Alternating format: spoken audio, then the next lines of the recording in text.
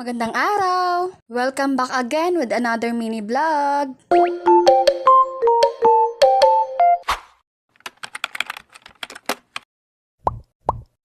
Grabe, ang lakas nga ng ulan dito kahapon sa amin. Kaya naman kahit umaga na ay medyo madilim pa rin dito sa loob ng bahay. At dito naman sa harapan ng bahay namin ay maraming dumadaan na tricycle. Dahil may pasok pa rin ng mga estudyante. Pagkatapos itong itlog at hotdog lang iniluto ko para sa breakfast namin. At dahil umuulan nga ngayon, nagluto lang din ako nitong tuyong dilis. Dahil isa rin nga ito sa masarap kainin kapag umuulan. Mapaparami na naman nga ang kanin natin ito kapag ganito ang ulam. At kahit nga umuulan ay tuloy pa rin pasok ng mga bata. Binasabay ko lang kay kuya dahil exam nila ngayon. Pero hindi naman malakas yung ulan, pahinto-hinto lang. Kaya sabi ko kay kuya, pasuyo na lang muna habang wala pa siyang duty. Pagkaalis nga nila, maya-maya dumating naman itong panel ng mga Red Horse, Coke at Royal. Iba rin kasi yung panel ng Mountain Dew at Pepsi.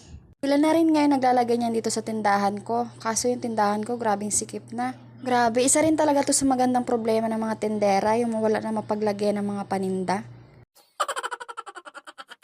Dahil nga walang work si Mister, siya na rin yung nagsundo sa anak niya dun sa school. Dahil minsan lang ngayon siya makapagsundo sa anak niya kapag walang work.